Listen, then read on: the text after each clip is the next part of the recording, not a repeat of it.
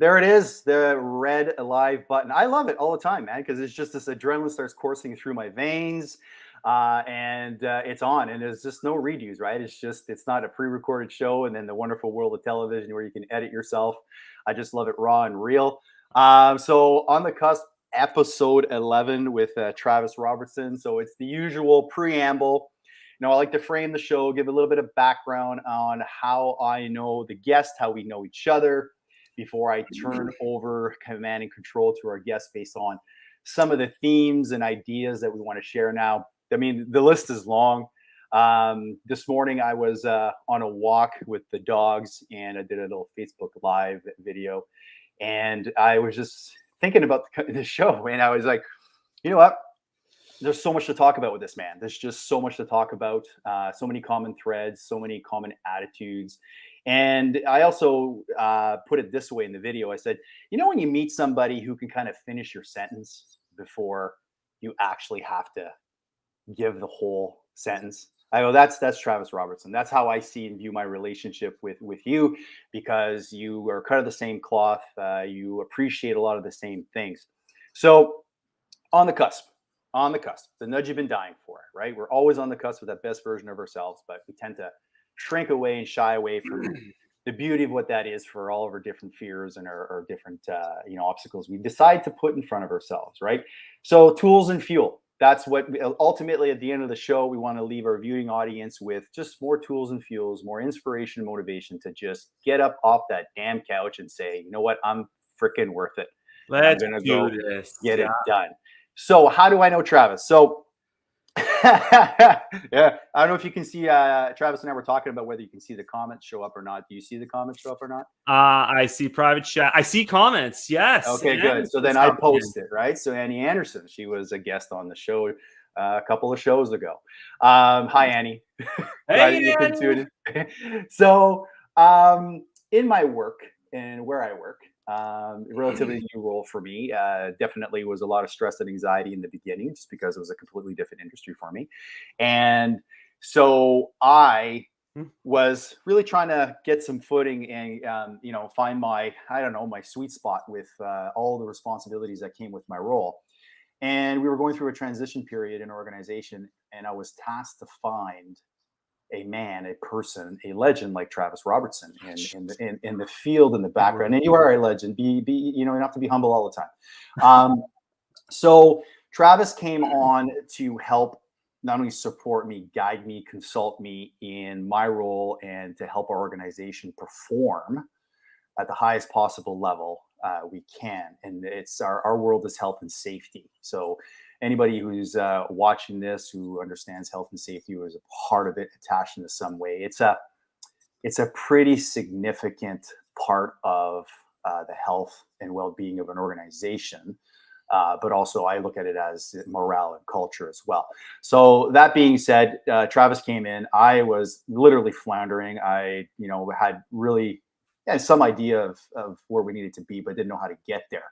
So bringing Travis on, right away when I met Travis, I went, okay, this guy can't be as happy as me. I said, he just can't be as happy as I am. It's just not possible that there's another guy out there. But yes, true enough, genuine as you can find a person, happy as he is. He's like a shot in the arm. He's like a shot in the arm when every time I get to talk with Travis. And what I remember most, I take note of people because I think the human condition is such a cool thing to watch. And I remember sharing some of my stresses with Travis. I was like, this is what I'm tasked with, and I have no idea. And then Travis looks at me, he goes, it's fun, man. It's fun. Because I was saying, thank you so much for helping me and us out. And he goes, man, it's fun. Yeah. And I'm like, turn that energy into something positive and make it fun. Absolutely. And I'm like, dude, I guess only one of us is having fun right now. Hey. I remember that conversation too. Oh, man. So I was like, oh my gosh, this is the person that I want to work with. And from there on, I think it's safe to say that we've become fast friends. And we've discussed a lot of things, from work to life to philosophy to everything, some of the things that are going to show up on this show. So that really being said, this is how I know Travis is through work, but more importantly, I got to know him as a person and kind of what he stands for. And that's another good thing, right? What do we stand for?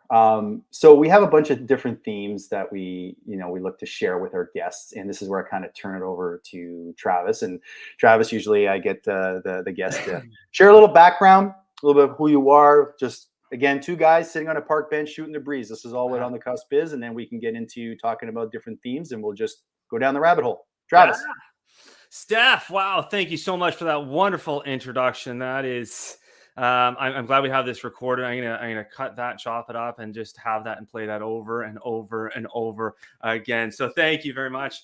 And to go back to what you're saying about our first introduction and where our relationship has really grown over the last, it's been 6 months. It's really been a short period of time, but I can honestly, truly say, Steph, that there's been no time in my life where I have met somebody through the work environment, a colleague, that I have developed such a strong, fast relationship with, to go far beyond that working world and talk about, like you said, philosophies and values and different characters and books and all sorts of things. No one in my life have I ever developed that fast of a relationship with. And we're just, like you said, cut from the same cloth and finishing each other's sentences. And it's wonderful. There's really three types of friendships, three types of people, I think, in our lives. People that we meet for a season, a reason, and for a lifetime. Those are the three types of relationships you have: season, a reason, and a lifetime. And I think we're way beyond the season. I think we're deep into the reason, but I think we're going the distance, and we're going to have a good, strong relationship and a deep friendship for a long, long time. And I say deep, not this superficial stuff way up here, but it's going to be a deep friendship because we have some great conversations that can go on forever. So I think we have an hour and a half, but we could probably go on all day for this. No, and you know what? And I'm sitting here just taking it all in, and I appreciate that. And I like those three, right? The season, reason, and a lifetime. Yeah. One of our conversations we had when we had some windshield time going up to Lytton together, we were coming back and we were discussing just that, right? We have certain relationships and friendships where it's very superficial. You go catch a movie, a couple of drinks with, and you're reminiscing most of the time. All you're doing, movies. Yes, exactly. We'll talk about that. That's a side story. And I have those relationships. All you're doing is reminiscing, and I'm the guy. I mean, like I want to talk about absolutely everything. I want to get into the weeds with things in life and where people are and what you've done and how you've grown and what you're reaching out for. And you've taught me a few great lessons on that drive and along the way. So thanks for sharing a little bit of that preamble. But I don't know. I mean, do you want to share a little bit about your background at all? Yes. Yeah, let's dive into that. So, as Steph said, my name is Travis Robertson. I'm a health and safety consultant, and I mix in a little bit of organizational and human performance in there to help organizations be efficient as possible. I started this journey, and it's going to be a long journey into the health and safety world many years ago, probably around circa 2005-ish. I was heavy into volunteer work. I did volunteer with St. John Ambulance here in the community of Vancouver. I did volunteer ski patrol for a number of years. I did volunteer firefighting for a couple of years, and I did volunteer Coast Guard and volunteer search and rescue for 10 years. So I was around this emergency services world, and I just enjoyed it. I enjoyed the high pace, fast energy, giving back to the community, helping people. And so it's kind of actually going towards a route of firefighting. That was a strong consideration for me. And I was in the construction industry, building houses as a carpenter all over Vancouver. And then in 2008, as most of us know, kind of the banking and the economy and the housing situation kind of took a big plummet and dived. And so I was out of the construction industry for a little bit, but still in the volunteer, lots of first aid world. And one of the companies that I was working with doing some temporary first aid started to actually get into the health and safety world. So construction and having construction experience and first aid is like a perfect match. into the health and safety world. And given that I was just love helping people and I'm a people person, it was just a great match. So I started into the health and safety world and doing temporary health and safety, different construction sites all over Vancouver and the Lower Mainland. And then they actually started teaching health and safety. So being that I had an outgoing, as Steph says, an energetic personality, teaching was in my realm. I didn't think I was a teacher. I didn't think I would ever stand up in front of people, but I did it, and I dove off the deep end. And so here I am, what is it, probably about 15 years later, still continuing to teach health and safety. I'm a consultant now, helping a wide variety of construction companies all over the Lower Mainland, all over BC, and even Canada. And I have colleagues all over North America and the world in the health and safety realm. So that's really the Coles Notes about me, Steph. I had the opportunity to work on the Port Mann Bridge project. So anybody that's in the Lower Mainland here that drives over that bridge, I was all over that and building the new bridge before it opened up and helped taking down the old bridge. So that's about me. Yeah, well, that's perfect. That's a nice capture of who you are and what you've done, where you've been. So Port Mann Bridge, I moved out here 12, 13 years ago, and I remember that old Port Mann Bridge, that yellow one, and the trials and tribulations of the traffic of of that bridge. And clearly, infrastructure and city planning probably finally, kind of wanted to pull the trigger on building a new bridge and taking the bottleneck and the kinks out of the hose on that one. So that's a big project. I got to see that in its development, almost daily. So very cool that you were a part of such a big project. Now I wrote a note down, and you spoke to helping people. Yeah. Now the reason why I connected and I grabbed that right away as a nugget to not lose sight of is this morning, in my video share on my walk, I did also say I just like seeing people succeed.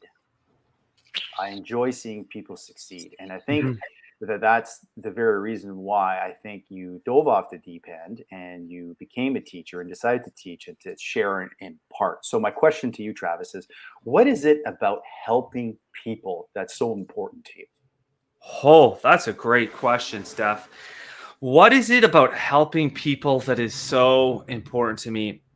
So I'm of a similar notion that you said, is seeing people succeed. And in my world of consulting, we see a wide variety of health and safety people, from people that are very, very green all the way up to interactions with corporate safety directors. But I really, really enjoy working with those folks that are on a little bit more on the newer side and have that desire and that passion to really, really learn more. You have, on one side, you have the people that just get up, go to work, do their, 9 to 5, so to speak, and just work at it. But then you have those other people that are really just want more and want to learn more, really excel, really exceed in whatever it is that they're doing. And I really gravitate to those people and spend so much extra time with them just because they want more and they want to do better. And so to see them growing from somebody that's new into the world, new into the world of health and safety, and watch their skills, knowledge, ability develop is quite extraordinary for me. And I'll even flip gears a little bit and get out of the work world. I also do a lot of mountain biking as well. And I actually have a club that I mountain bike with, and I've started to lead groups over the last couple of years. And I've kind of gone back to the same notion where I'm really drawn towards the new folks that are just learning how to mountain bike or just learning the skills, knowledge, and ability. And I just took my mountain biking instructor course just a couple of weeks ago, so I can go to those new folks and just really help them teach them the skills so they can learn how to enjoy these things as much as I have over the past half a dozen years. So for me, it's just quite extraordinary to see people develop and getting the best out of them they possibly can. And that's an extraordinary thing to see people develop. It's extraordinary. And that it is, and thanks for that answer, because I was curious, because you said something, that I like too, is when you see an individual who wants it, Yeah. like who wants it. And I don't know, I'm sure with your time in the coaching world, like myself, I spent most of my life in doing coaching, one Yeah. capacity or another, and I absolutely love it. I love being able to elevate, especially if somebody wants it. And in the first while, I just believe that everybody wants it. Everybody wants to be better. I mean, I was like, come on, it's got to be just this intrinsic thing. Everybody wants more, right? Everybody wants to succeed, right? We're all like that. 100%. No.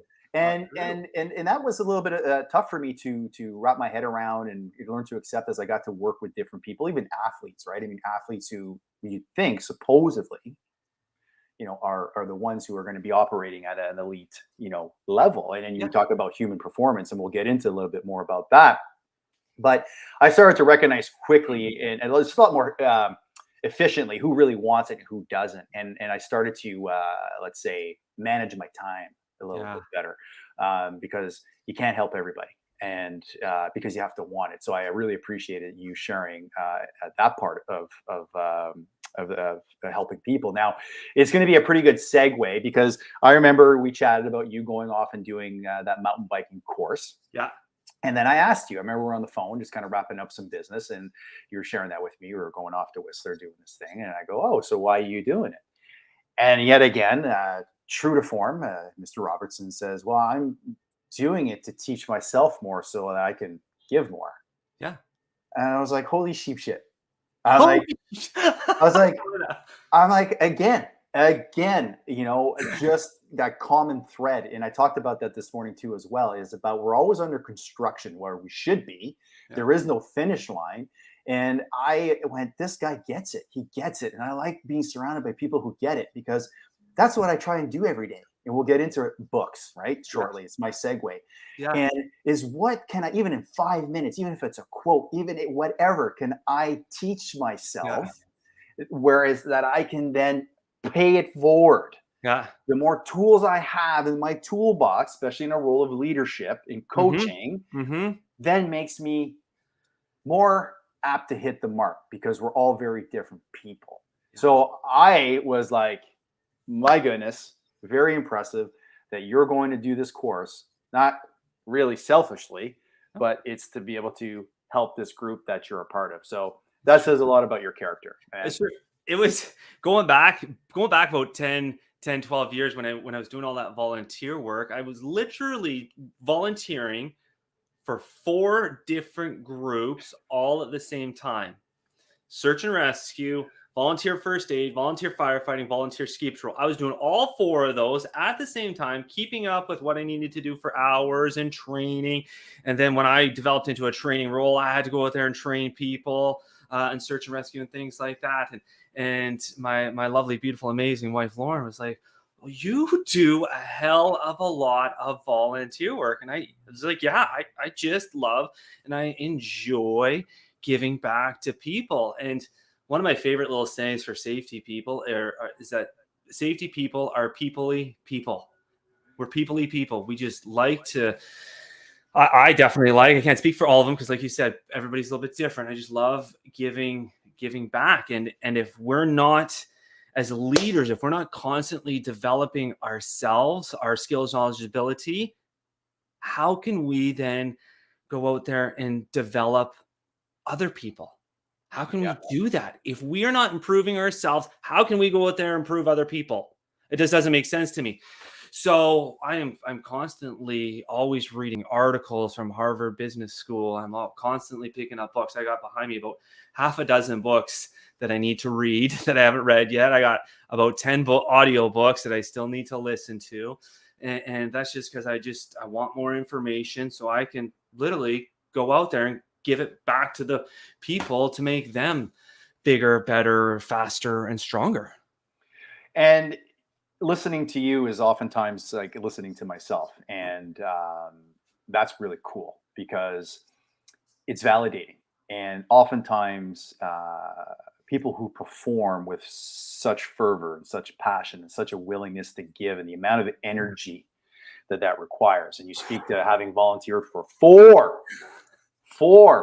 different It things. got, it got a little crazy at times, yes. Oh, yeah, man. Four different things. And that's all for other people. That's not for taking care of Travis and company and everything else. And that goes with outside of the selflessness of that volunteer work. There's Now, there is it's very challenging for search and rescue to get a call in the middle of the night, in the middle of the winter, when it's very cold, could be snotty, raining, whatever, and you have to go out because there is, I'll just say, a police incident on a bridge, and you have to go search for somebody, or there's a boat that's adrift somewhere. You have to go find the boat, or a boat has crashed, or this or that.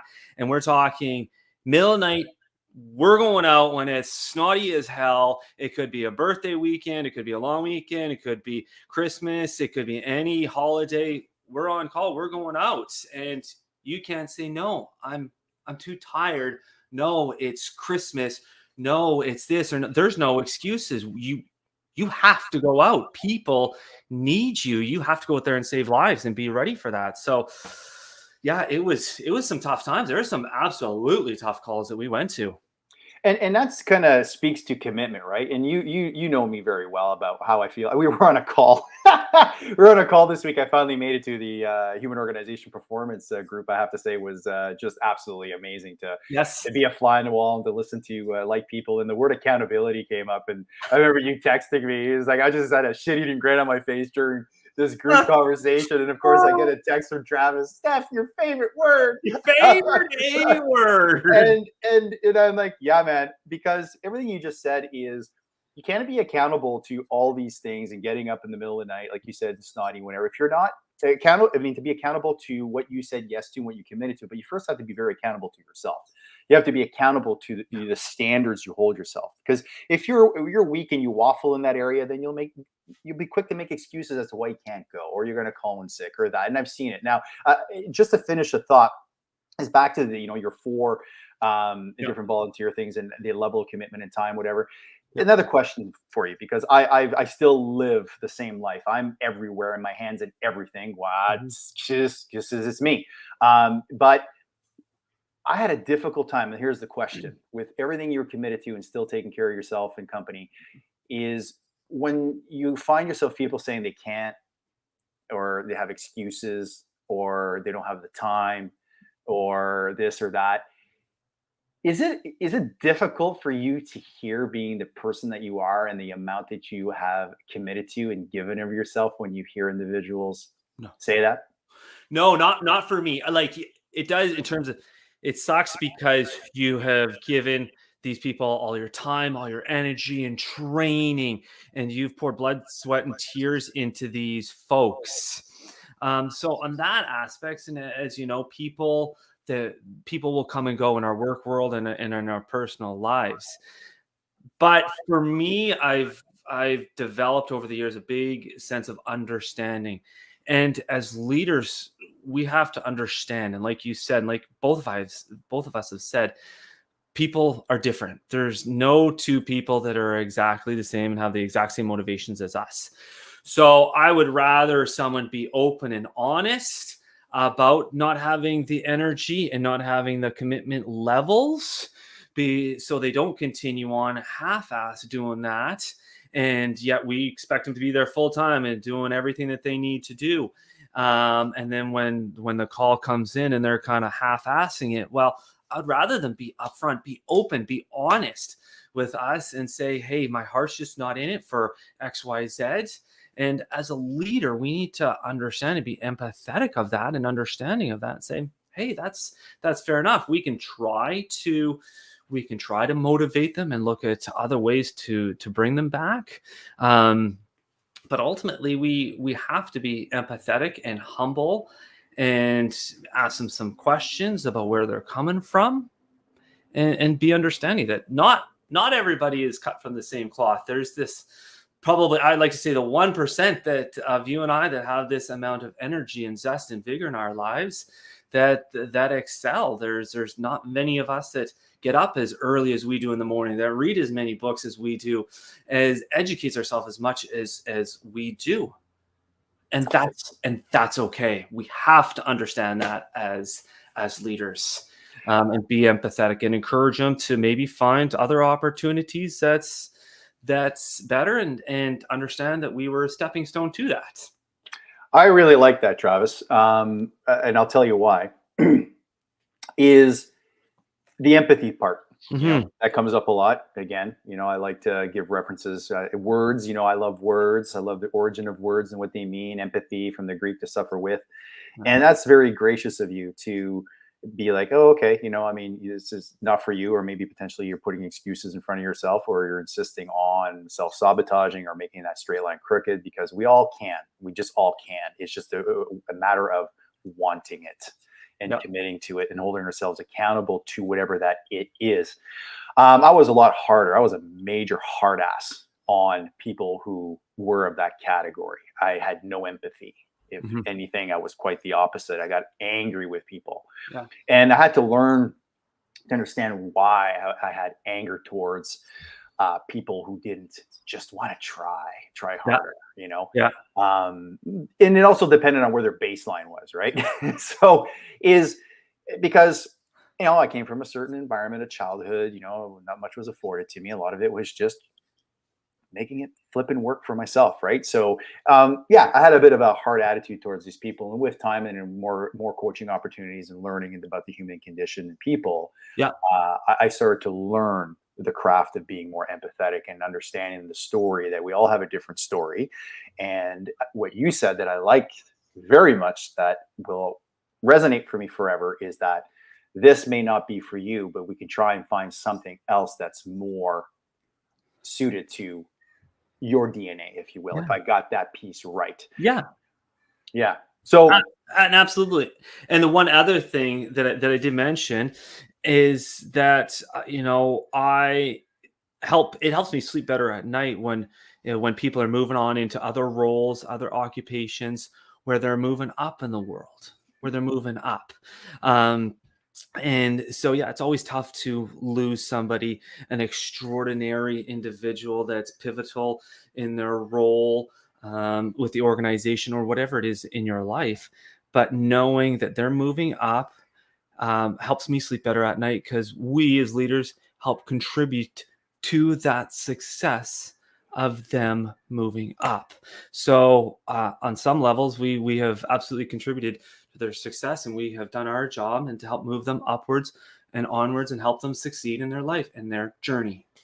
absolutely, absolutely. So this is a good segue for me.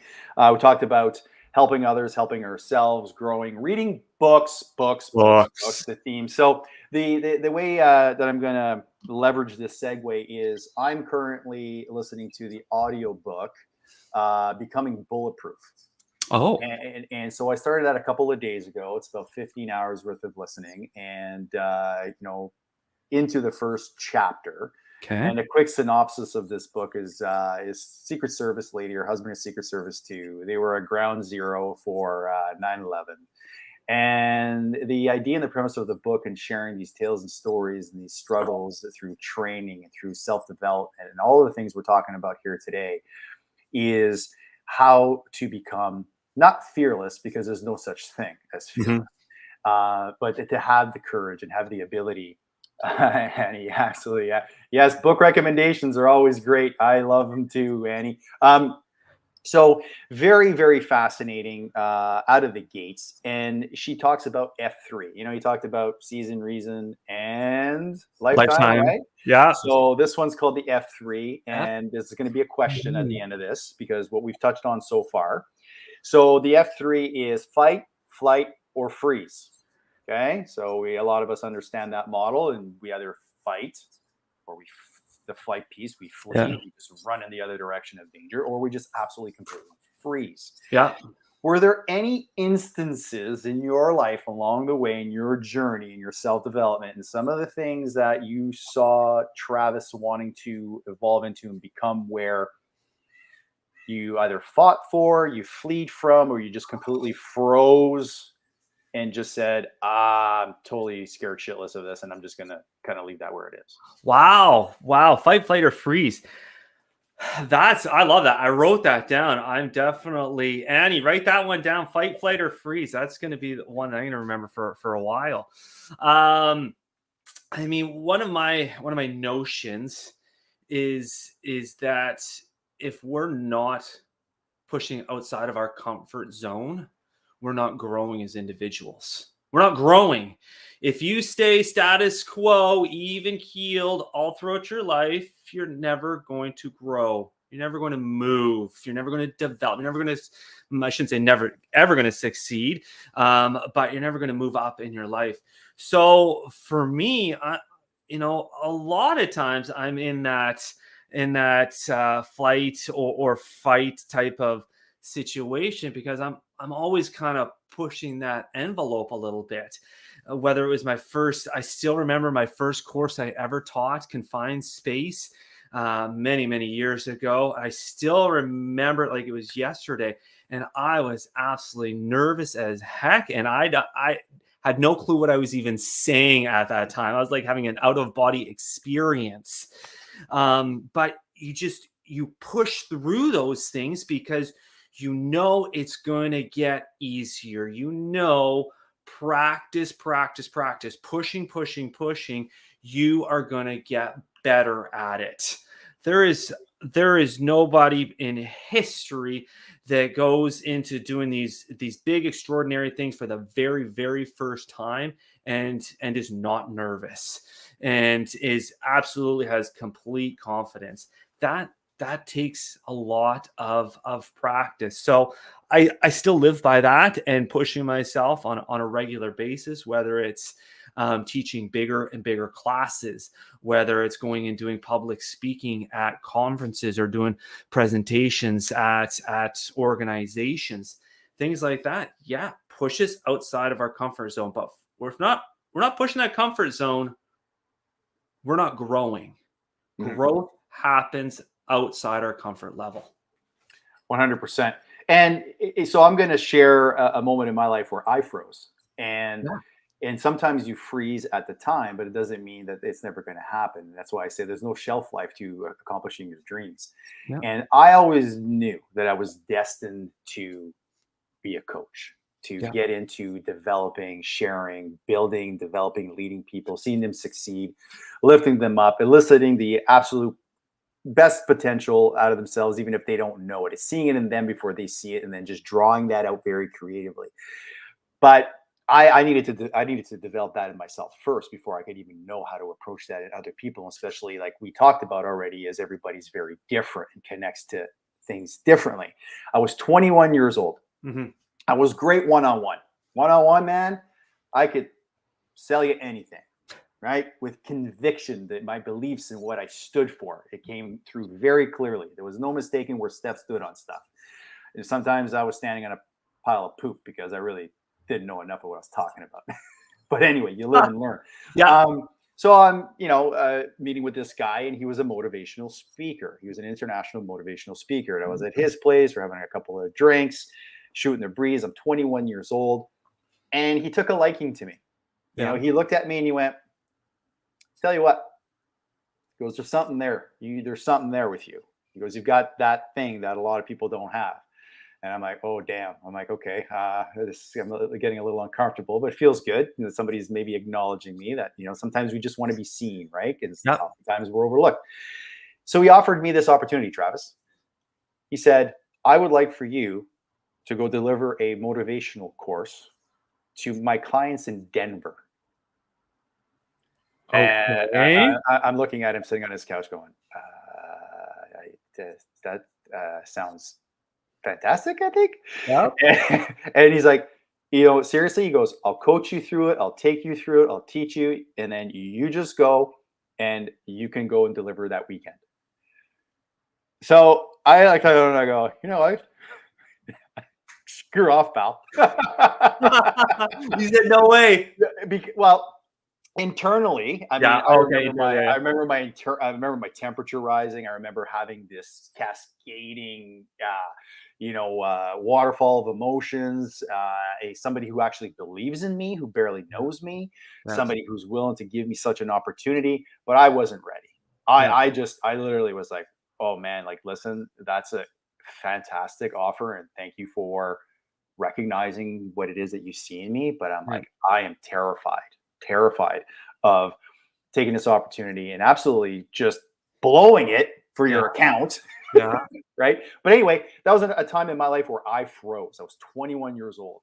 Oh, And it took me to the age of 32 yeah. to finally get out from the one-on-one comfort zone Yeah. of being a coach and delivering whatever Yeah. to putting myself in front of a group.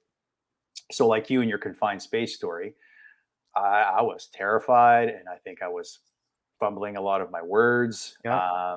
And at the other end, when it was all said and done, what I was internalizing, most people didn't see. They had a fantastic experience.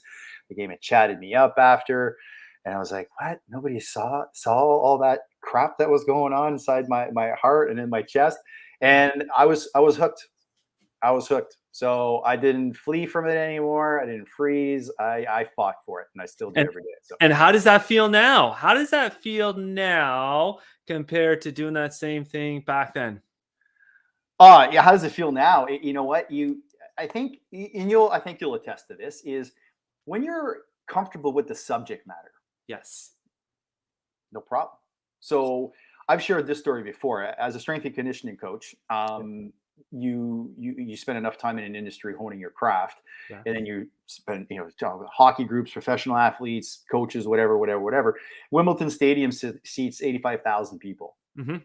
And if you were to ask me to go stand in front of Wembley Stadium in front of 85,000 people and talk about the Krebs cycle, or talk about periodization in a given sport, or talk about gluconeogenesis and all these other great things, Yeah. I would say no problem. Yeah. Heart rate probably wouldn't change very much. Yeah. But back to what we were talking about earlier, the inception of the show is coming into this role of health and safety and not having that kind of footing or foundation. Yeah. You find yourself not as effective. You find yourself very terrified. You find Yeah. yourself in that F3 again. Yeah. Am I going to fight through it, make it happen? Yeah. Am I going to flee and say, I don't think this opportunity is for me? Or am I just going to completely freeze and nothing happens? Right. Wow. So, to answer your question more succinctly, is I'm more comfortable with the discomfort. So I stay and fight because I know what the rewards are of Wow. staying and fighting. Yes. Yeah, and that's so important. You understand the rewards, and that's key. You have anchored that why to it. You understand the why it's important to fight through this, why it's important to keep pushing on, because once you get outside that comfort zone, and you are going to be far superior than you were going into it. Absolutely. So back to you, books. Books. Randomly. So take a book off your mental shelf, one of your favorites, and tell us why. Tell us why. Tell me about a book that changed you. A book that changed. Okay, so this is for Annie. Annie, get your pen and paper because I got a lot of books behind me. So if you can't see, if you're not watching the broadcast live, I do have all my, or not all. These are probably about 50, maybe 75% of the books behind me that I have read or is on my to-do list for reading. I would say if I could choose one or two, my top two most life-changing books, I would have to say one of them would be The Power of Habits by Charles Duhigg. Power of Habits by Charles Duhigg. And that goes over just habits, how habits formulate, how to break habits. So that one's been a big game changer for me. And kind of a parallel book to that would also be Atomic Habits. And that is somewhere on my bookshelf here. Atomic Habits, very, very similar, goes over habit cycles as well. and creating good habits. The other book that has been probably the most significant game changer in my life, and I've just reread it for the, I don't know, umpteenth time. I keep going back to it, is a book called The 5 a.m. Club by one of my favorite authors, Robin Sharma. And Robin Sharma has a ton of great books out there. So anybody that's listening, go pick up a Robin Sharma book. He has the 5 a.m. Club, The Leader Who Had No Title, The Monk Who Sold His Ferrari. All of those are extraordinary books for me. But his book, The 5 a.m. Club, has significantly changed my mornings, and which has contributed to significantly changing my day, my life for the last number of years that I've had that book. Okay. That's been my biggest one. So I pay attention. Yes. Right? Okay. So absolutely, you do. Pay attention. So you highlighted 3 books, and Yes. 2 of them have the word habits in it. Yes. And the 5 a.m. Club, which I am taking an educated guess that talks about habit forming sort of psychology. Yes. So it's very habit oriented themes that you shared there. So what I'm curious about is why were these books so significant to you, and what did it do for you as far as changing things for you, habits, right? Yeah. I'd like to know a little bit more story behind that. Let's dive a little bit deeper into this. Let's have a 100-foot conversation, dive deep about the habits here. So there's really, for me personally, there's kind of 2 sides to this. You either have good habits or you have bad habits. Obviously, in the bad habit side of things, those are habits that aren't going to be productive for your life, aren't going to be productive for your health and wellness. They're not going to move you forward. They're not going to help you succeed. But on the other side of the coin, you got the good habits, and those are the habits in your life that help you as an individual succeed. They help you move forward. They help you with your day-to-day life, whether it's work, whether it's personal, and forming good habits, forming keystone habits.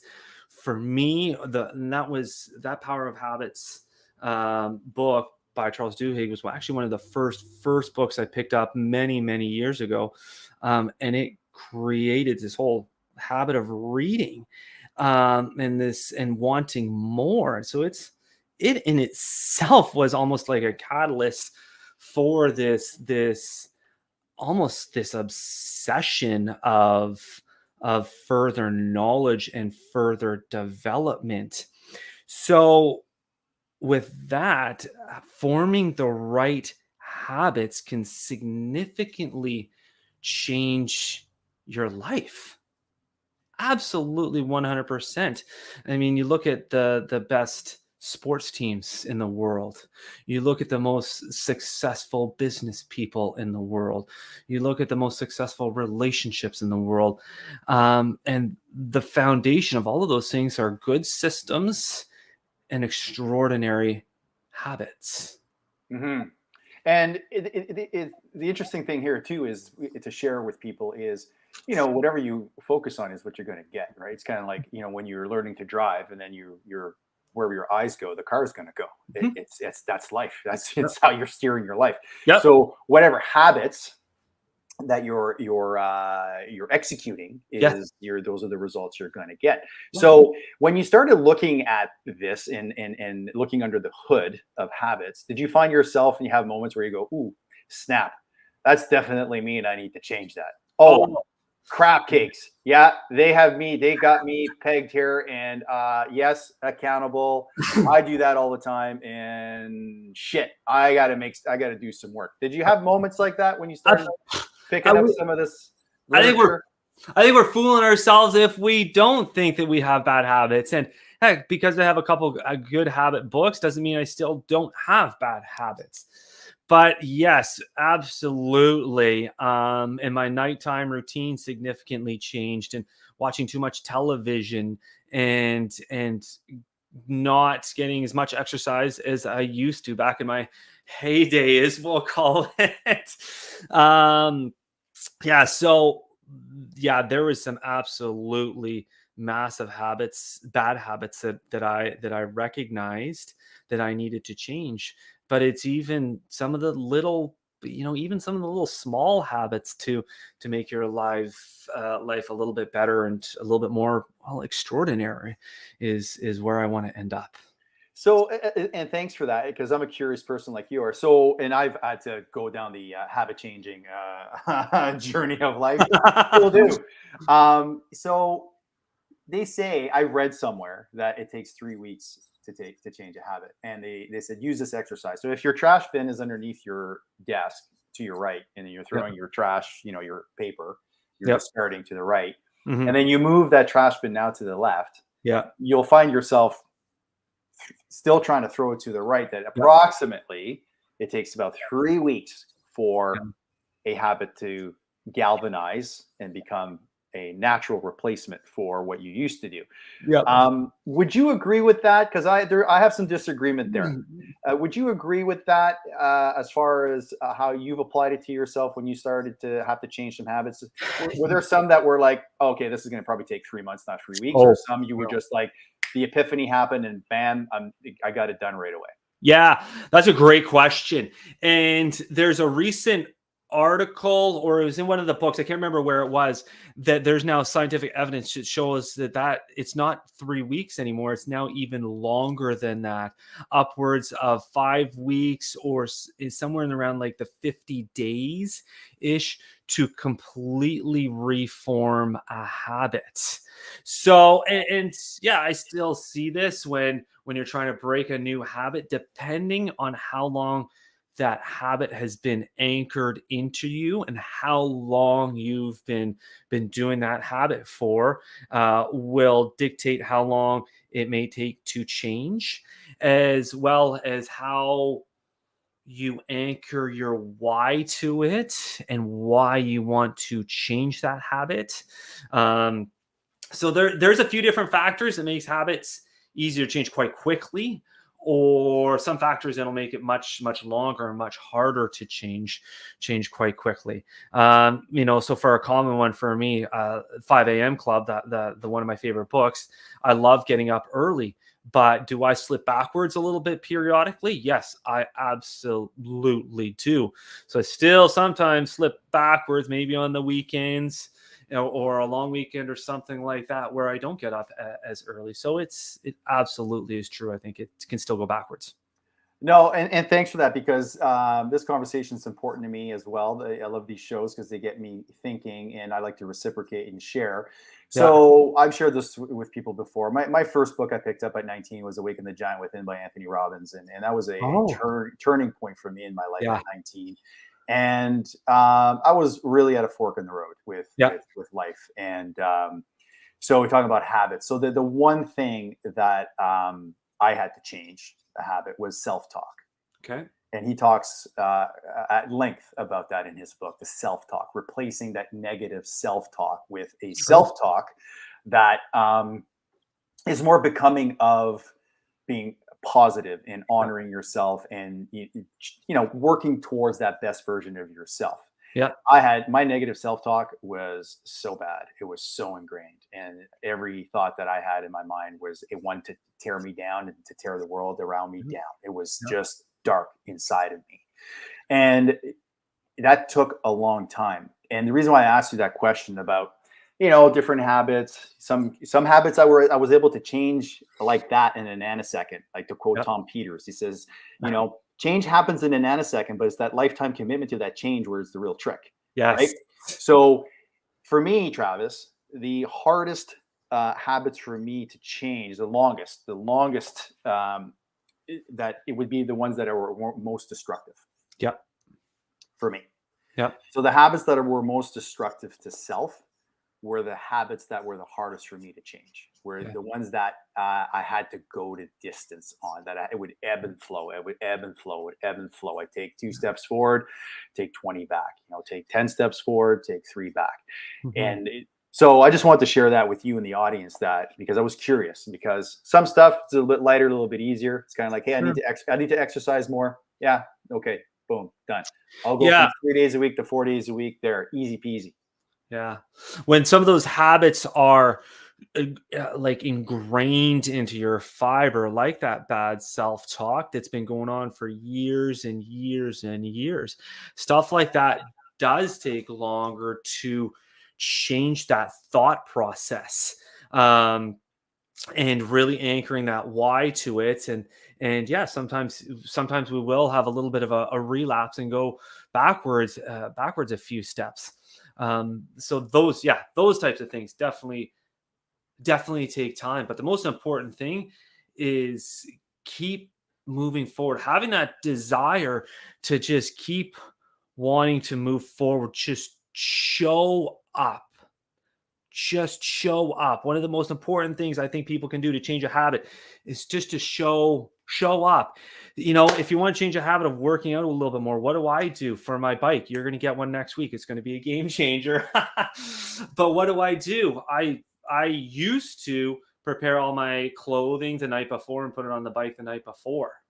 That's what I used to do.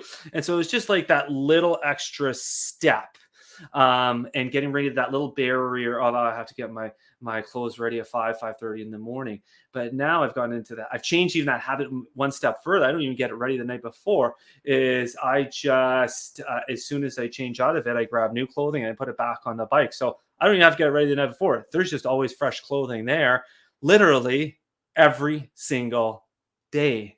And so it's just, I think, going back to what you were saying about just keep trying to push forward, keep trying to move forward, little steps, even just showing up day in and day out, making that commitment unwavering to want to do better.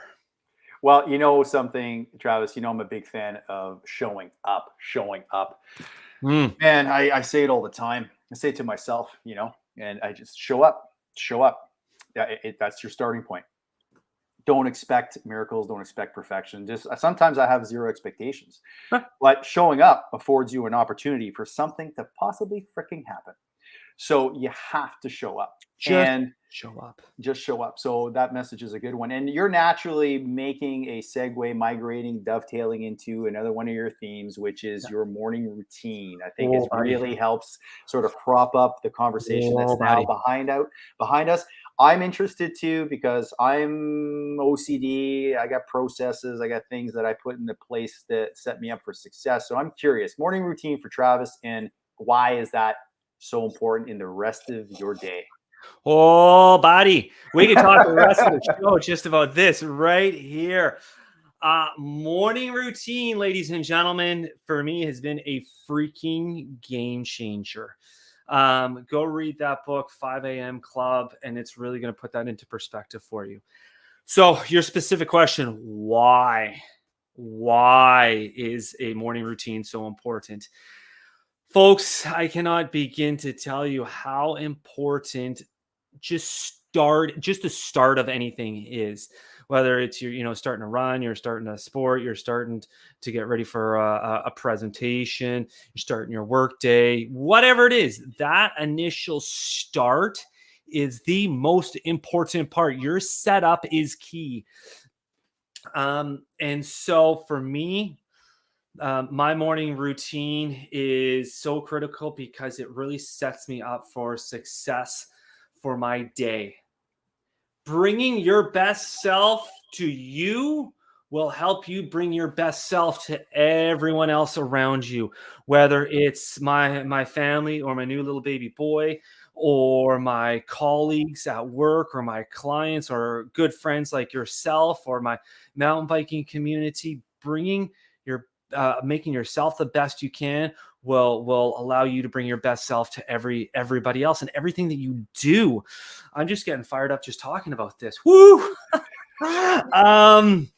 So that's number one. I mean, number two, the mental side of having a good, like a wicked start to your day is so good for your mental ability. I mean, there's been no greater time, or I shouldn't say no greater time, but this is one of the biggest time in human history where there's been an abundance of challenges with mental health.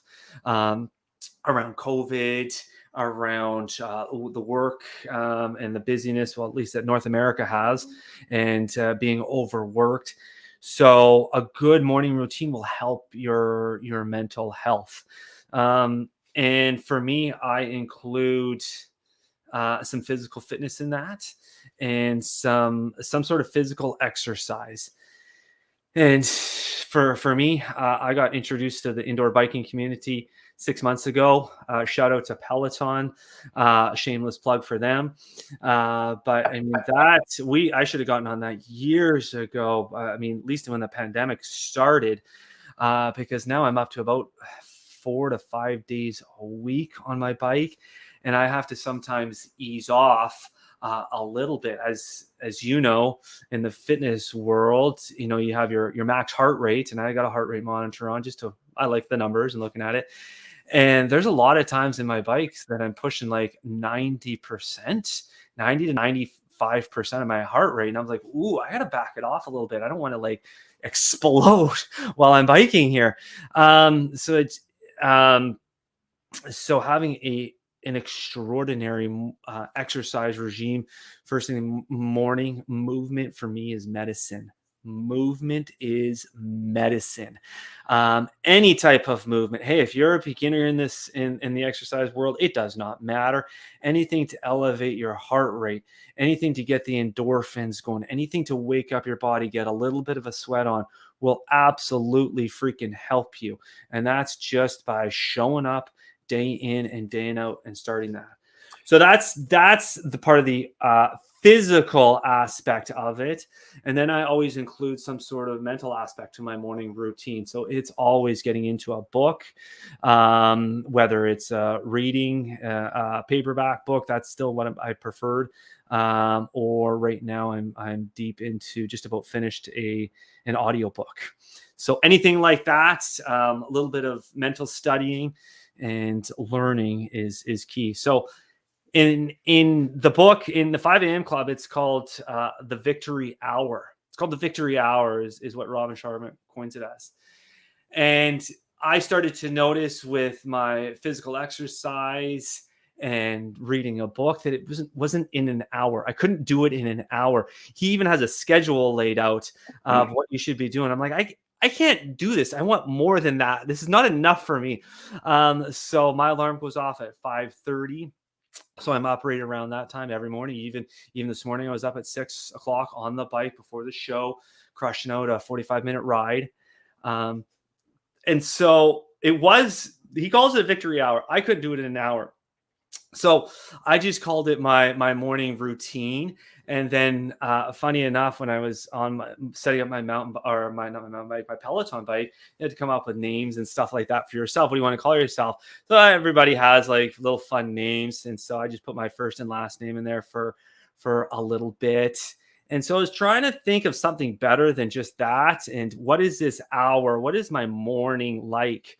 And so I finally came up with it on my Peloton bike, Titan Travis. That's my name, Titan Travis. And so this is like almost like a Top Gun call sign here, right? Yeah, kind of like Maverick. I love it. All right, sorry, I sorry. Keep going. Right on. I've never thought of it like that. And so that's my handle on my Peloton bike is Titan Travis. And then I was talking about it with somebody in my morning routine, Victory Hour. And it's just my time. And I'm like, what's something that's better than an hour? It has to do with my time in the morning. And so then I've somehow just put that Titan Travis together with my morning routine and called it Titan Time. My morning routine for me is not an hour. It's my Titan time. That's when success is developed. That's when Titans are made, is how they start something. It's success is developed. Games are not won on the court. Games are won before the tip off, before the first hut, before the puck drops.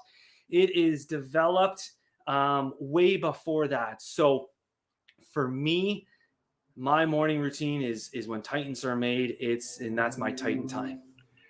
Thank you for that story. There's so many things that I'm going to extract from that. Yeah, and First you're of the all, first person I told that story to. No one else knows that. People know it's my time, but you're the first person I told the whole story to, and oh, everybody else is well, listening. thank you very much. Yes. So thanks for that. So quite a few things to extract from there for me. First is the shameless plug for Peloton. So, Yes. as Travis knows, I will be receiving my Peloton next week. So, very, Yes. very excited with adding that to the gym and into the routine. You said things like setting yourself up, right? Your morning routine sets yourself up. No truer words. No truer words. It's Absolutely. for me, my morning routine centers me. It centers me. Ooh, I like that. It I love centers me. that. It's for those who are into chakras and everything else. However, it resonates with you, how you connect to whatever analogy gets you there in your mind is for me. It centers me. It balances me. It gets me on the footing that I need. I have a tremendous amount of energy, which is also translates into anxiety. In order for me to manage that anxiety and that energy of me busting and wanting to just take on the world, I have to go, Yeah. wow, slow down, big truck. You need to get yourself into a place where you can work it out, have Yeah. clarity, slow it down, and prioritize. And something else that you said that I absolutely love, and that again, I love people who get it, is when you take care of yourself and you give to yourself and you fill your own cup, you can go around filling the cups of other people without it being at a loss. Because if you don't fill your cup, you're going to find yourself empty and you're going to find yourself spread so thin and you're going to wonder why you're miserable. So I had to learn that too, right? Yeah. And I call that with my clients and my 30-day challenges, it's you o'clock. I call it you o'clock. Yeah. Right. So it's Yeah. that time you put in your calendar for you, for yourself. Yeah. And in the morning, that's you touched on it. You talk about the Wayne the Rock Johnsons and the Mark Wahlbergs, whatever. Pick your person, your icon. You'll see a lot of similarities in whatever walk of life where you'll see success is they get up early, they get Yeah. a jump on things, they Freaking get love up at a time where the world is quiet, it. Yeah.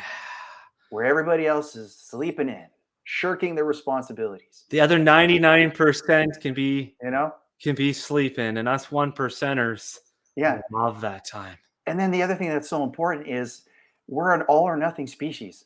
We think that oh, you know what, if I can't bang it out the same way or I'm not feeling quite in the pocket today, then I'm just going to just scrap my whole workout in the morning. Show up.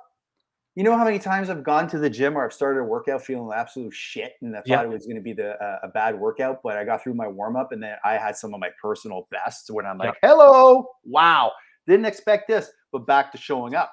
And Yeah. there's times where I felt pretty damn great going into a workout and I'm like, whoa, physiologically, my body wasn't where my mind was. Yeah. And I just accept this is what I have to give right now, but I will work with what I have. And that's a victory. Back to your hour of victory. That's a win.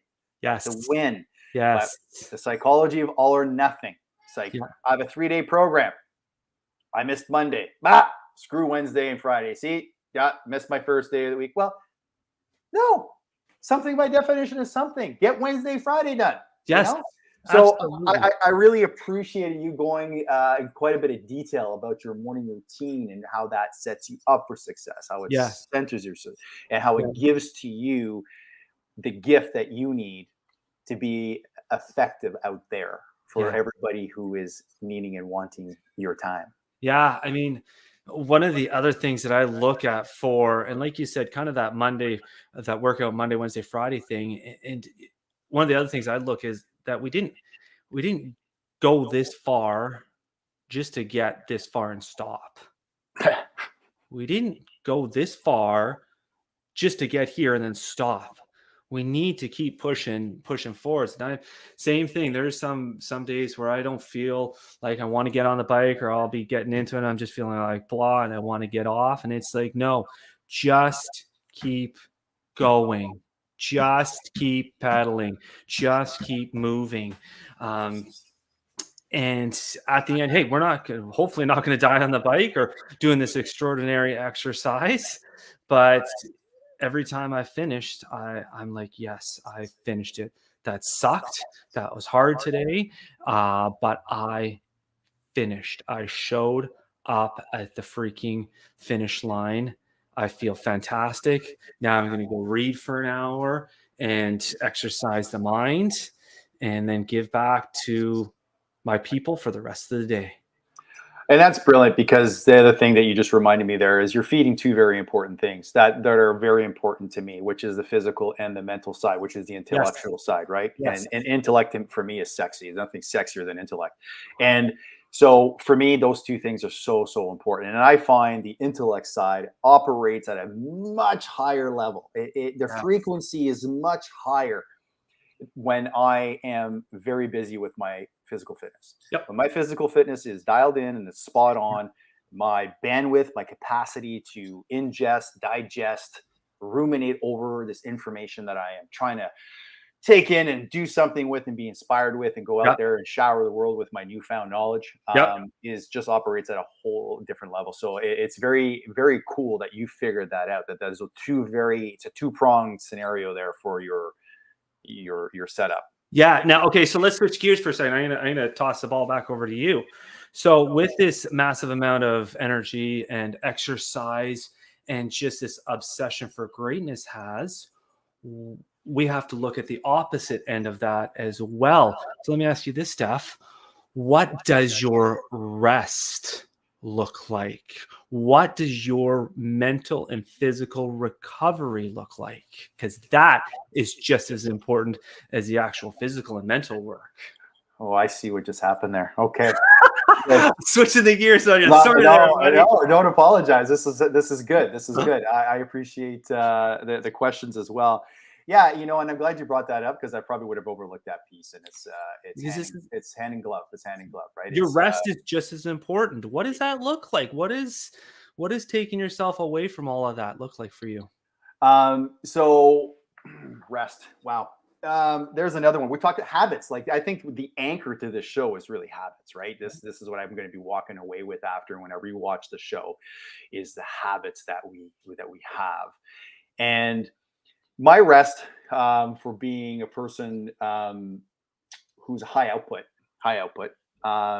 took a while to understand how important the rest side and recovery side was. Yes. And I started to take notice when, especially during my powerlifting days, and I was doing a lot of lifting, a lot of heavy lifting, is I would find myself every 3 weeks cycling through a cold, a flu, just feeling like, ill and down, and I would recover, and I wouldn't heed those warnings. I would just push through, kind of like what Roger just says here. Some people say, oh, I never sleep. Never sleep. I'm just 24/7. Yeah, I'm like, Boy. hey man, if that's you for reals, then you're my superhero. Like, Yeah. you know what? You're my superhero, right? So, but that's not me. So then with time and taking notice and becoming more mature and smarter, then I had to start putting a recovery and rest program together. Yeah. And if I'm talking about today, what that looks like, Yes. at 50 years old, is my phone.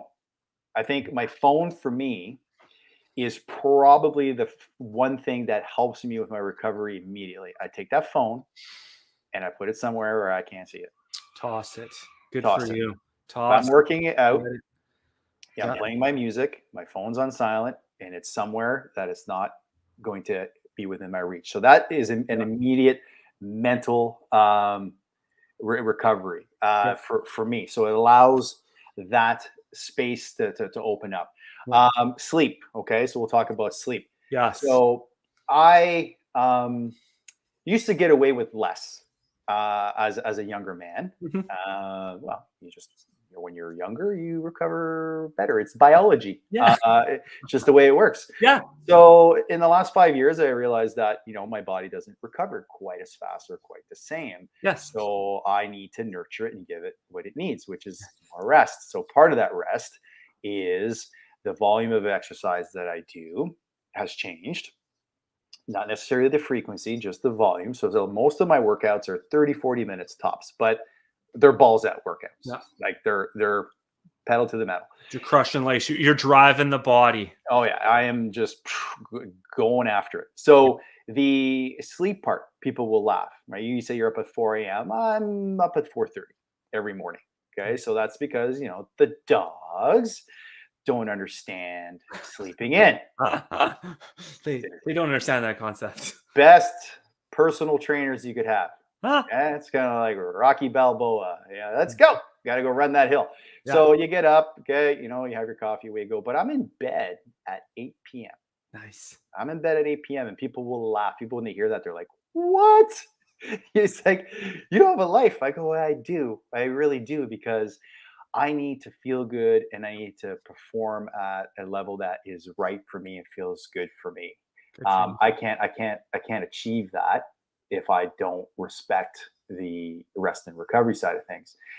Eating, eating, nutrition is a very important part of rest and recovery. Yeah. You can sleep well. We go through stress throughout the day. Whether you're working out, you're stressed all day long. Work is challenging. People are challenging. People, people.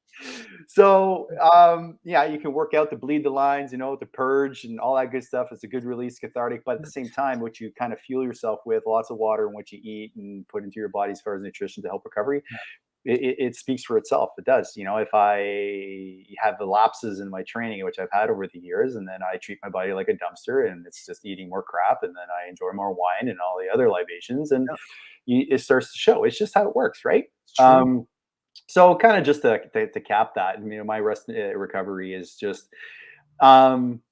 honoring the mechanism, honoring what my body's telling me and not ignoring it. I use the analogy with a lot of my clients over the years is just because you put a piece of electrical tape on the engine check light on your dash, that it's out of sight, out of mind. It doesn't mean that the problem isn't there.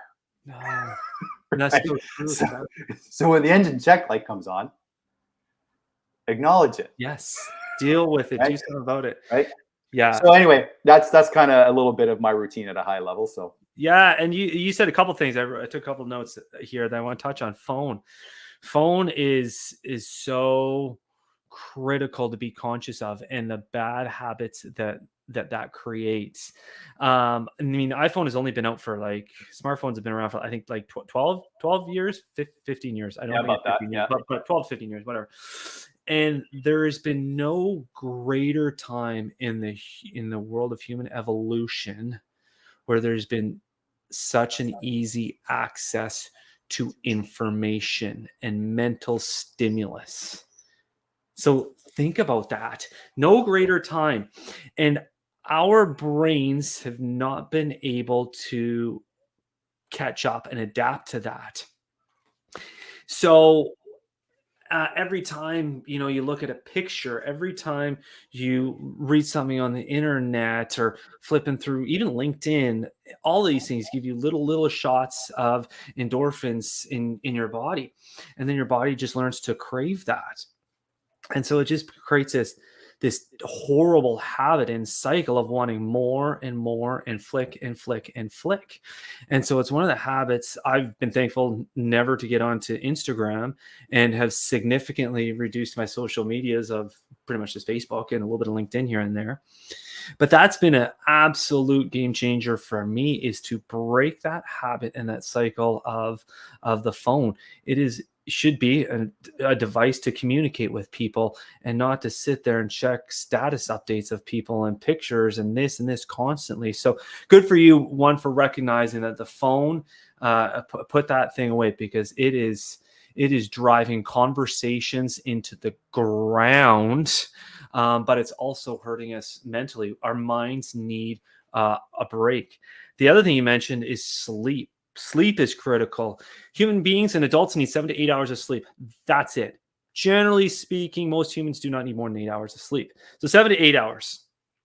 It's gotten bad. Yeah, I think Roger's referencing your last comment about just the Instagram, et cetera, et cetera. It's not. Yes. Yeah. It's horrible. Just, I mean, if you're in the cycle, I mean, try to break that cycle. But just the best thing is, don't get on that cycle of Instagram and things like that. That's the best. But work at breaking that habit piece by piece, day by day. But sleep, yeah, most adults don't need more than 7 to 8 hours of sleep. And this is where the morning routine is so important. But the other side of that, your evening routine is almost just as important as your morning routine. My evening routine sets me up for my morning routine. That is critical, folks. Yeah. So what does a good evening routine look like? Like you already said, minimizing your phones, minimizing any type of technology. Sleeping is actually far better for your mental, emotional, physical, and spiritual health than just watching TV is. Mm-hmm.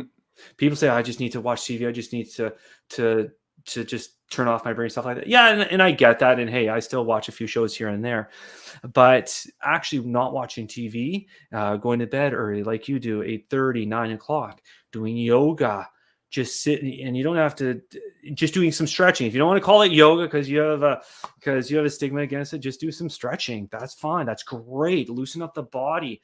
We're starting to get more curve and going back to our prehistoric days because we're on our computers so much. Practice some meditation. And again, if meditation's got a stigma for you, really meditation is just about focusing on your breathing and clearing your mind.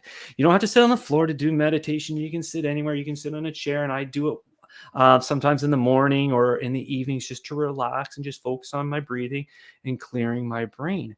And if you focus on a couple of those things, turning off your phone, maybe even just doing some dishes, cleaning up a little pus pile around your house here and there, or even just having a nice conversation with the missus, you can pretty much chew up an hour of time very quickly that will replace the television. And boom, you're going to be set up for a very, very successful night of sleeping, because now your mental state is in a far, far superior place than having some technology on, distracting your brain, giving you all sorts of stimulus, because now your brain is still going to be like wired. So what's your thoughts on that? Well, you know what? What I love about these shows is there's always the rub, right? There's the rub. Here's the rub.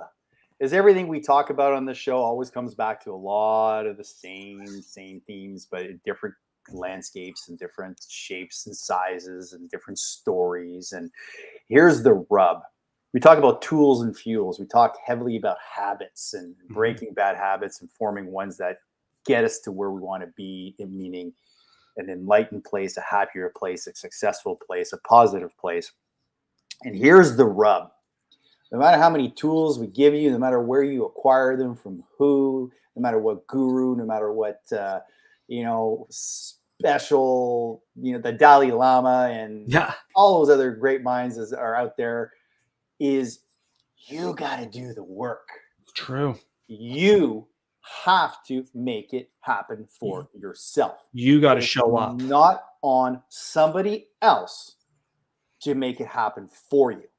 Yeah. And that's where I get a little sideways and twisted, when I see people like, hey, you know what? All right. So this is the third time I'm having this conversation with you. And now I'm starting to get a little funny inside, because at the end of the day, you're whining and you're complaining about the same thing.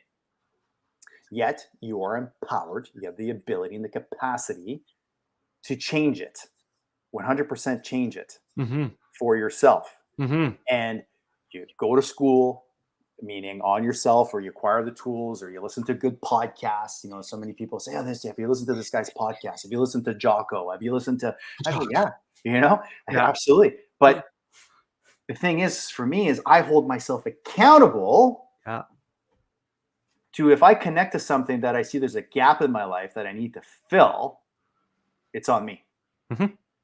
So people, there's the rub. You got to pick up the tools that have been provided and put in front of you and put them to work. Yeah, absolutely. And show up, like you said. That's the rub. Yeah, and it's interesting times right now, especially with social media. And we see all these pictures and we hear about all these status updates and all of this stuff. And the humans are starting to move into this place where we want what other people have. Want what other people have. Okay. I like that. I want it. They don't know what it took to get there. They have no idea the backstory of what it took for these extraordinary people to get there. But I just see this picture and it's on social media, so it must be great. So let's go get it. And so through this, and this is why I just have a hate on with social media, is that people see these things now and just think it's so obtainable. It's just so obtainable. It's just like everybody's doing this, so why can't I do it? But they don't understand what it takes to get there. And then but they don't also realize that they are not unhappy with themselves. They just want to be happier, and they get that happier feeling just from looking at other people's pictures and things like that.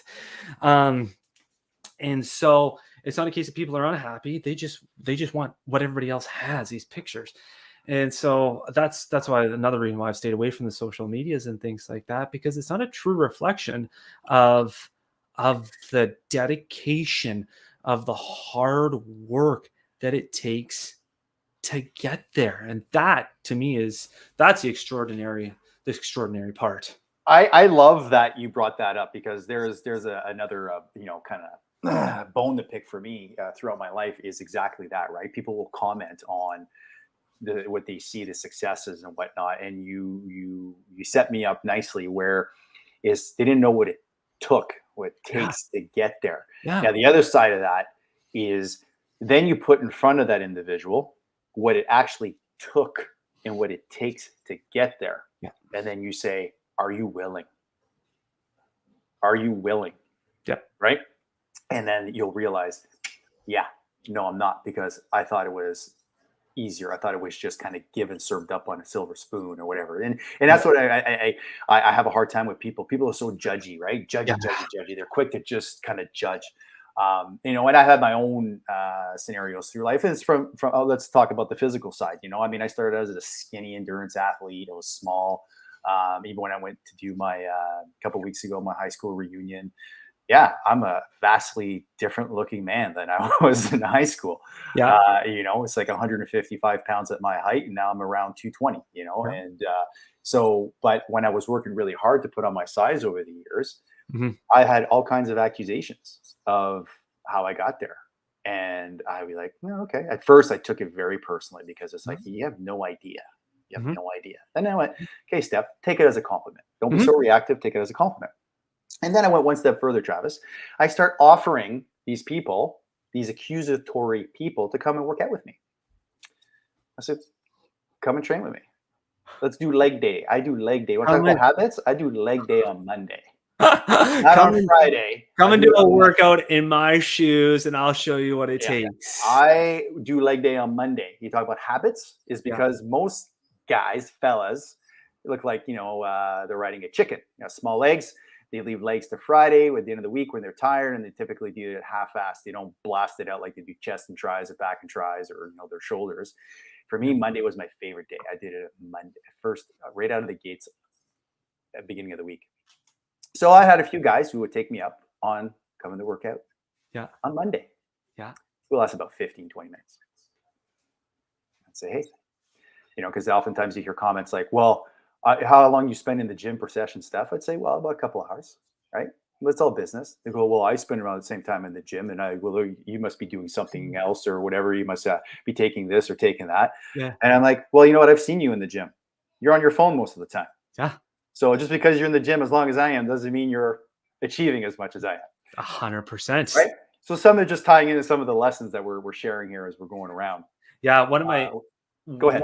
One of my favorite quotes that a friend provides to me: ordinary takes extraordinary. Mm. Ordinary takes extraordinary. And so some of the greats of the world, think about some of the greats in the world: the Wayne Gretzky's, the Michael Jordans, the Ronnie Colemans, that make things just look effortless. I've seen you speak at that safety day a number of months ago, and I've seen you, and those type of people at the top of their game just make it look ordinary, like it's nothing. But it's taken an a hell of a lot of work to make it look ordinary. Mm. And people don't see that. They don't know that. Mm-hmm. So for you to get up in front of those crowds and speak from your heart the way you do, that is taking an extraordinary amount of effort. For the Ronnie Colemans of the world, the professional bodybuilders, to make that look ordinary takes an extraordinary amount of work. I appreciate what you just said, Travis, and it's exactly how I feel about you. When I see you do what you do, and when people have gone through, the process of honing their craft, Yeah. and other people, you see immediately the work behind it because you've traveled the same path. Yeah. Right. I think people who have traveled the same path don't judge and say, "Oh, well, it's comes easy to them, or they're gifted, or this or that." That's how I felt about you. I'm like, here's a guy who clearly has put in the time to be what I see in front of me right now. And that's why I appreciate it. Now, it's no different. We talked about on different shows about being creative. You're creative. You're creative in the way you teach. You're creative in the way you try to get stuff across.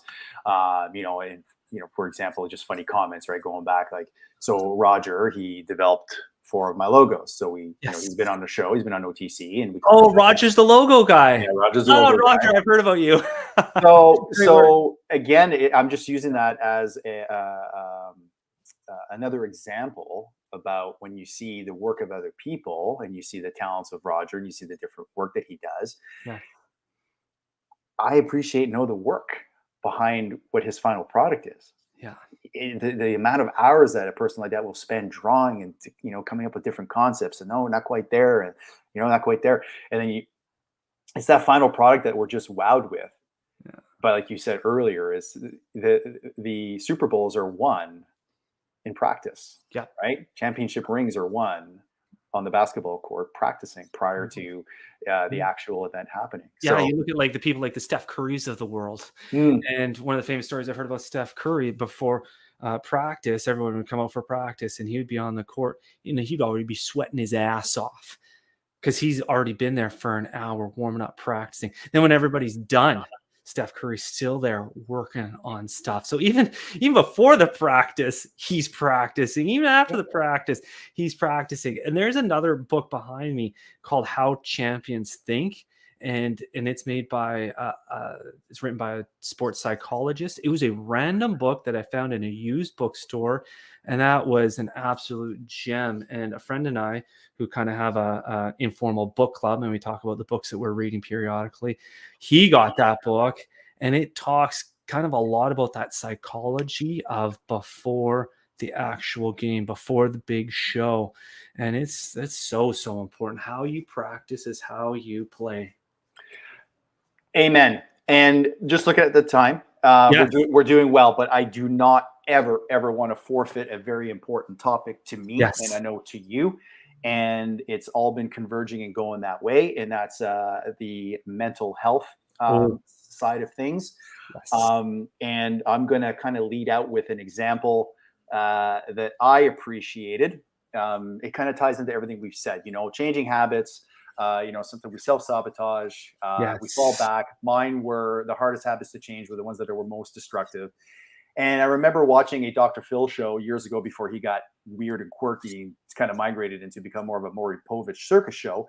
In the beginning, he actually had some good stuff, and he had a gentleman on, and he was over 400 pounds, and he kind of started the journey with this guy, and said to him, "Hey." You asked him, he's like, "Oh, my favorite car is a Porsche. I forget what it was, a 911, something convertible or whatever." And he says, "I'll make you a deal. I'll make you a deal, John." He goes, "If you lose the weight that you want to lose and you need to lose in order to be healthy and be here tomorrow," he goes, "I will put you in that Porsche, that car of your dreams." So Shazam balls. Wow. Who doesn't get inspired and motivated to put the axe to the grinding stone and get busy, fitness and nutrition, everything else? So this gentleman managed to achieve. He had him back, and he'd bring him back periodically. He brought it back on his show, and he had lost all the weight. Wow. All the weight. So they presented him with this car, this Porsche. They do it a la Hollywood, and they open the door for him like Price is Right. He sits in the car, and the emotions are high for all the reasons you can think, right? His journey, what he put into it. So what didn't happen is, okay, Off into the sunset he went, never heard of him again. And Dr. Phil had him back on the show some years later, Yeah. put all the weight back on, put it all back on. Yeah. And here it is. Here's the crux. Here's the moral of the story. Here's where I got emotional about and what I understand about mental health. And sometimes what we need to fix is much deeper, darker, more sinister than just being more consistent. Okay. So Dr. Phil says to him, because he wanted to date, right? He was able to date and go out with girls and all that good stuff. And he says, you lost all the weight. Yes. You got into the car of your dreams. Yes. You're feeling pretty good. Yeah. I was feeling awesome. Everything felt really, really great. Started to see and date girls. Yes. Everything was great. Dr. Phil says to him, Travis, so what about great didn't you like so much? Wow. Okay. As to why you had to put all that weight back on. You got right back to where you started. So what about great didn't you like so much? What about great didn't you like so much? For me, that is powerful because that immediately highlights that the challenge, the hiccup, the bottleneck, the obstacle is deep seated. That you got there and you felt that great. Yeah. This is what you've always wanted, but then you went right back to where you started. So there's something bigger that needs to be fixed. Yeah. In order for you to make it a life-lasting change. And that's the mental health side of things. Yeah. And that's where I wanted to use that story to kind of set us up for that conversation, is mental health. I've been through my trials and tribulations from a very young age, young life. You brought up the event, the safety event that we hosted for a full day with one of our divisions. And I fell more in love with you as a man, as a person, when you started to talk about mental health and you started to talk about the opioid crisis. And you went there. And I was like, man, this guy is great. This guy is great to be able to go there, to stand up there in front of a room full of 80 people and address that conversation. Wow. And you set me up and I was like, oh, I don't know if I want to go there. But I did. You presented me with a gift. You presented me with a rare opportunity to share my vulnerability. And I shared my story of my attempted suicide. And I shared that with the group. It meant a lot to me. I've shared it with many people over the years. And so that's the conversation I want to have with you is, your experience with mental health and some of the things that you've seen and some of the, and what we were able to do as people, men and women, to help. Whew, yeah, this is a big topic, and hopefully our viewers can stay on for another couple of hours here. Yeah, this is a big topic, and I want to first talk about that safety day and saying, and you mentioned that we had to go there, and or no, you said, are we going there? And as a species, as a human species, we have to get there. We have to start going there. And it's just a conversation that we need to be better at having. That's first and foremost. We need to start the conversations around that. The next thing about mental health, and it's quite an interesting topic around the stigma of it. Everybody at some point in their life has been physically sick. Everybody's got the sniffles, cough, a cold. We've been physically sick. And so my point to mental health is, why can't at some point in our life, everybody be somewhat mentally sick?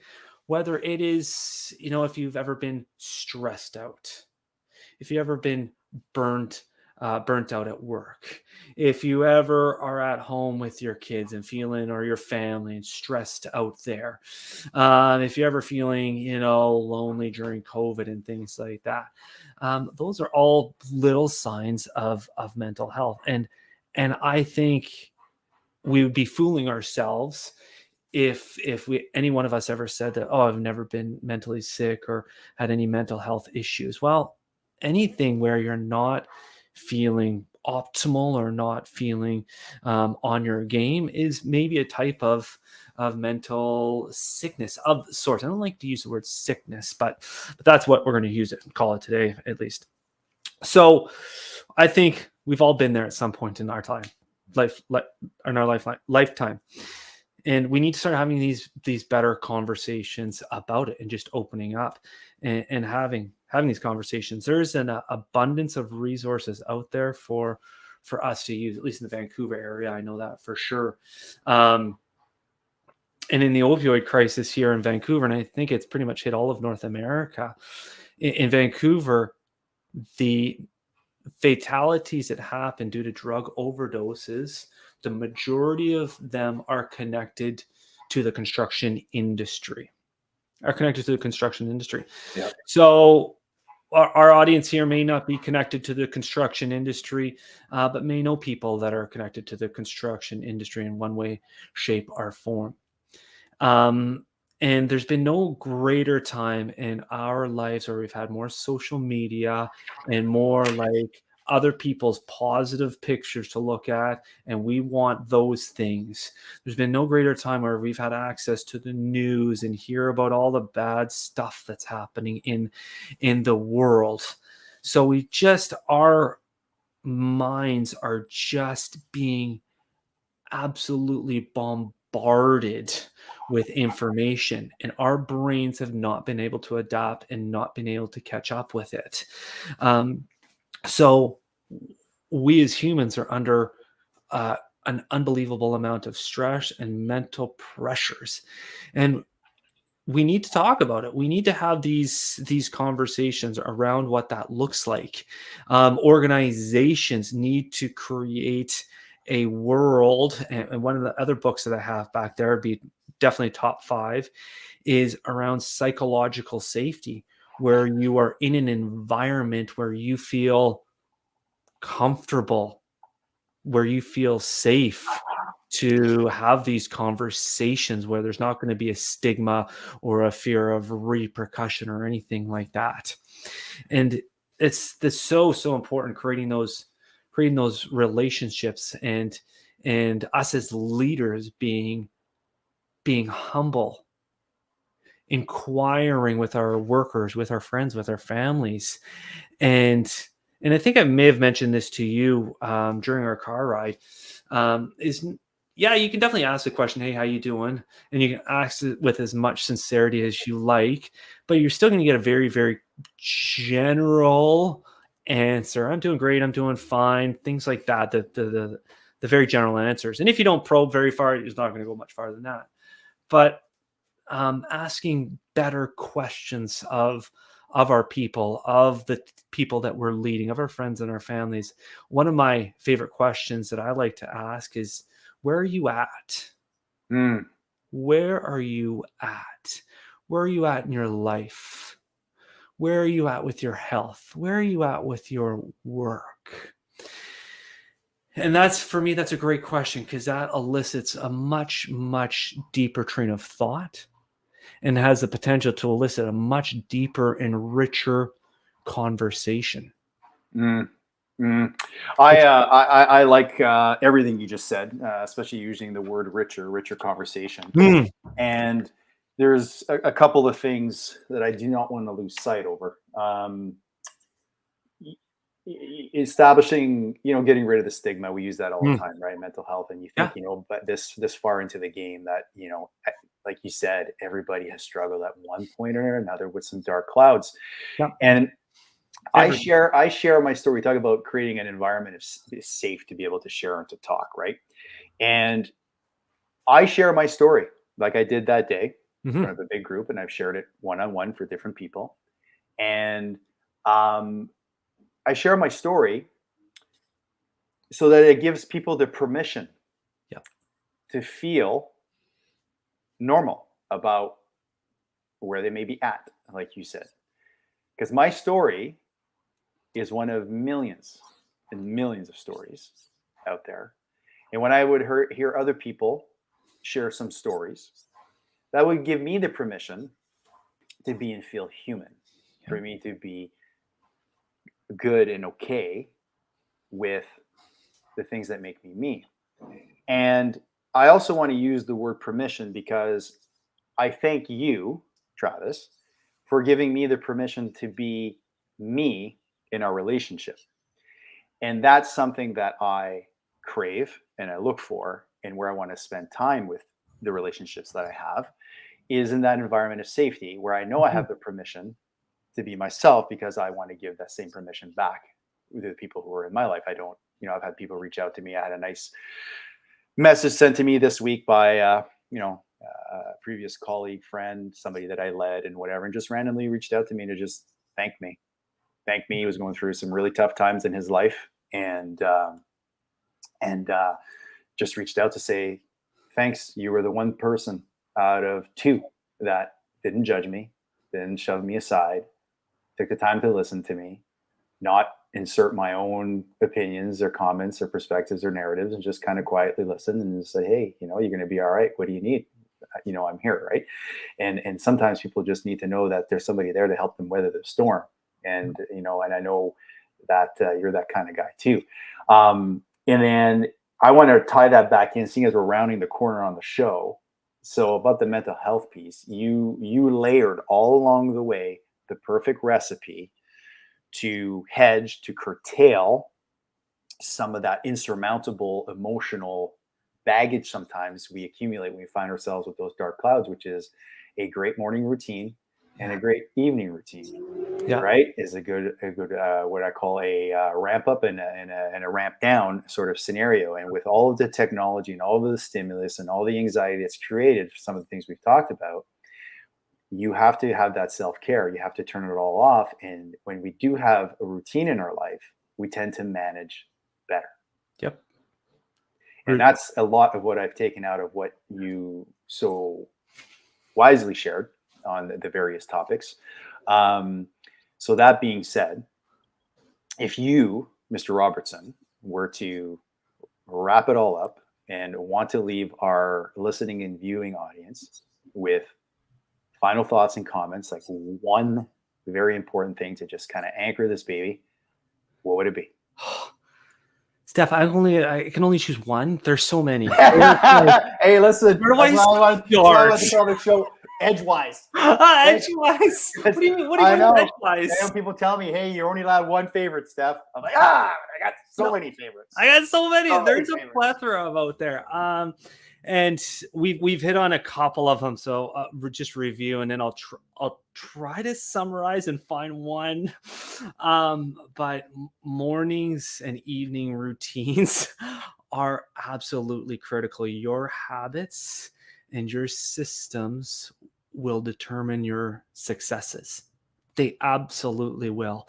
And just showing up and starting that habit in baby steps will ultimately lead to greater habit success. And the other big nugget that I wanted to leave was really this, and we haven't even talked about this stuff. So this is for the next show in a few months from now. Awesome. Is always be curious. That's one of my biggest things. One of my favorite words is always be curious. Always want more. Always push one step further for more knowledge. Never be ashamed of giving yourself self-care, whether it's physical, mental, spiritual.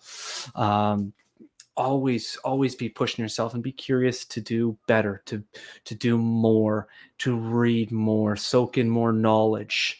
That's one of my biggest nuggets is being curious. I like the use of the word curious. I've always used kind of this message is, question often and question hard. Like don't be afraid.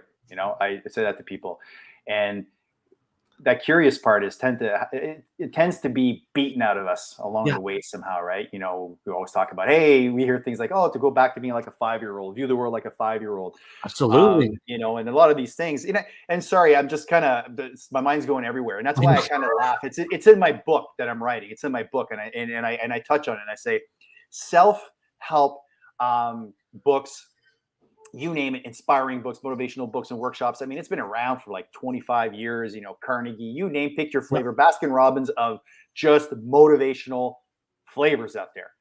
And the industry is in the billions and billions and billions of dollars. Yep. Yet we're still selling at billions and billions and billions of dollars. The next greatest thing. It's almost like that next great exercise tool that you have in your closet, the Home Shopping Network. You've got thousands of dollars of exercise stuff in the closet that hasn't even been unboxed, and you haven't even put to work and used or leveraged, and you're still in the same place. It's the same thing for the mind, right? And I always talk about that. It's like we're still struggling, and I have every intention to have one day a speaking tour, me doing my thing where I'm going to be at my happiest and touching down in someone's town, and here's Steph Saint Laurent. I'm going to be talking about learning to lead yourself. Yeah. The mutt's nuts. Learning to lead yourself, right? Because if you can't lead yourself, and you don't have the ability to lead other people, we've touched on that. It's true. And I visualize myself on stage sharing. I actually hate being here. I despise the fact that I'm in front of you all right now, sharing something that you all already know. But you're paying me for it, so I'm happy to be here to a certain extent. Sure. But it's kind of like tongue in cheek and whatever, but I'm like to try and connect with people out there to say, come on, doing better is on us.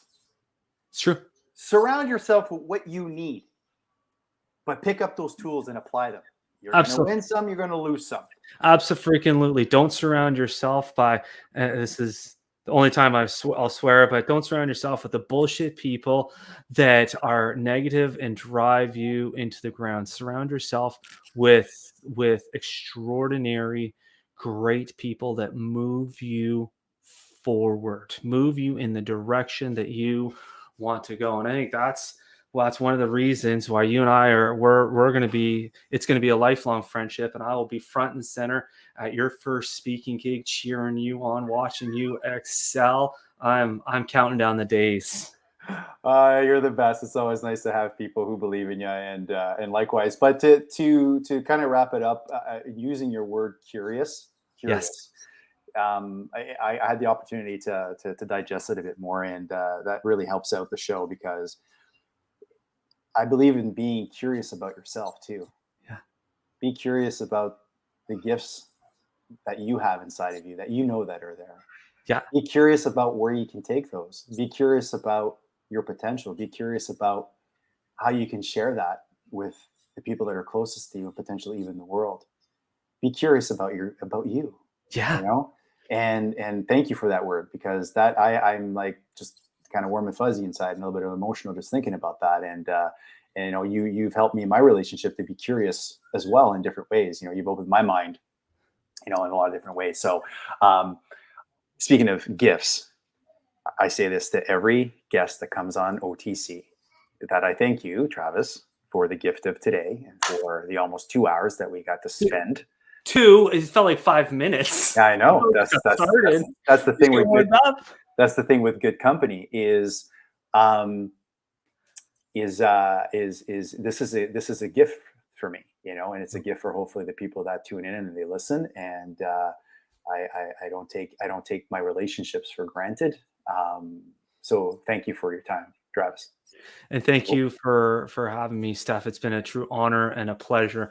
And I would love to continue these conversations with you or any of the guests. Annie, or Roger, if you want to know more about books or different nuggets, definitely connect with me on Facebook or LinkedIn. And I'll definitely share more information about all the great books I have behind me. And for those of you who are watching, Travis is a man of his word. He's the type of guy where he offers himself. He's there like that. I'll absolutely share that information. You betcha.